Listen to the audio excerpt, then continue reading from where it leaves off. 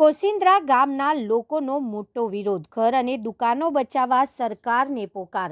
જય હિન્દ, નમસ્કાર દર્શક મિત્રો, આપ જોઈ રહ્યા છો છોટાઉદેપુર વ્યૂ સત્યની સાથે। છોટાઉદેપુર જિલ્લાના બોડેલી તાલુકાના કોસિન્દ્રા ગામમાં નવા નેશનલ હાઈવે 56 હાઈવે પ્રોજેક્ટને લઈને ગ્રામજનોમાં ભારે ચિંતા અને વિરોધ જોવા મળી રહ્યો છે। ગામમાંથી પસાર થનારા હાઈવેના કારણે વર્ષોથી ઉભેલા મકાનો અને દુકાનો તૂટી જવાની ભીતિ વ્યક્ત કરવામાં આવી રહી છે। આ મુદ્દે મોટી સંખ્યામાં ગ્રામજનો આજે બોડેલી સેવા સદન ખાતે પહોંચ્યા અને એસડીએમને આવેદનપત્ર આપીને પોતાની માંગણીઓ રજૂ કરી। ગામના લોકોનું કહેવું છે કે ઘણા પરિવારો વર્ષોથી અહીંયા વેપાર અને રોજગાર સાથે જોડાયેલા છે। જો મકાનો અને દુકાનો તૂટી જશે તો અનેક પરિવારોના રોજગાર વિહોણા થઈ જશે। સરકારે નેશનલ હાઈવે 56ને 4 લેનમાં વિકસાવવા માટે હજારો કરોડો રૂપિયાનો પ્રોજેક્ટ મંજૂર કર્યો છે, જે આદિવાસી વિસ્તારમાં જોડાણ અને વિકાસ વધારે છે, પરંતુ વિકાસ સાથે સ્થાનિક લોકોના હિતો પણ સુરક્ષિત રહે તે જરૂરી છે। હવે જોવાનું રહેશે કે તંત્ર કોસિન્દ્રા ગામના ગ્રામજનોની આ રજૂઆત પર શું નિર્ણય લે છે। Bureau report Virendrasinh Desai, Bodeli, Chhota Udepur.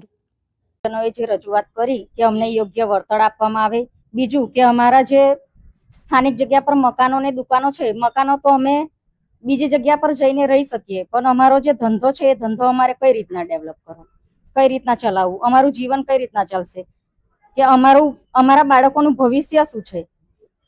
ઓછી જગ્યા જાય, અમારો રોજગાર ત્યાં ચાલુ રહે અને અમે લોકો શાંતિપૂર્વક જીવી શકીએ, એ માટે અમને યોગ્ય વળતર આપે અને અમારી સમસ્યાઓનું જરા ધ્યાનપૂર્વક સરકાર વિચારે અને એનું યોગ્ય નિરાકરણ કાઢે, એ રજૂઆત છે અમારી।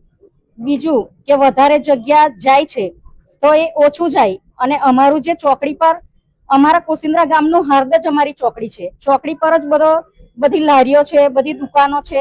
જ્યારે એ જ જતું રહેશે તો પછી ગામનું હાર્દ નહીં રહે, અસ્તિત્વ જ મટી જશે। મેન અમારી ચોકડી પર જે છે એ જ વધારે ડેવલપ છે, તો એને ધ્યાનમાં રાખીને અમારી સમસ્યાનું યોગ્ય નિરાકરણ થાય, બસ એ જ રજૂઆત। બધાના ઘર, મકાન, રોજગાર છીનવાય છે, એના માટે એ છે કે જેટલું બની શકે એટલો ઓછામાં ઓછો જગ્યા જાય તો સારું, એમ વર્તન મળે તો સારું। એમ અમારું તો બધું છીનવાય છે, મકાન, દુકાન, રોજગાર। મેન તો રોજગાર જાય, મકાન ચાલુ કઈ પણ રોજગારમાં જાય છે।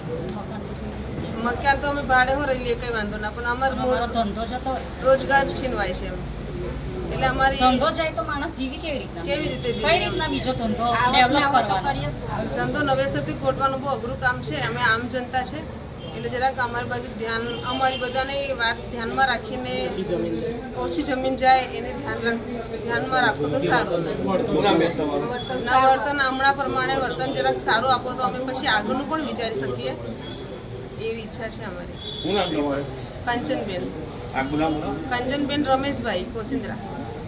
અમે કોસિન્દ્રાના ગ્રામજનો અને NH 56માં જેમના સંપાદનમાં જગ્યા જવાની છે, જેમાં મકાન, દુકાન અને ધંધા રોજગારવાળા બધા જ આજે અહીંયા આવેદનપત્ર આપવા માટે માનનીય શ્રી પ્રાંત અધિકારી શ્રીને આપેલ છે।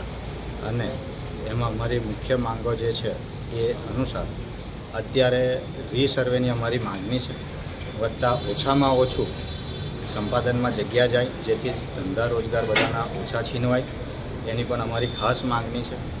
એ સિવાય અમને 2022 અનુસાર જે કંઈ જંત્રી અને એના પ્રમાણે જે ચૂકવણું કરવામાં આવવાનું છે હજુ આવેલ નથી, પણ જે સંપાદન કરવા માગે છે એ નવી જંત્રી અને હાલમાં 2026ના બજાર ભાવ પ્રમાણે ચૂકવે એવી અમારી માગણી છે।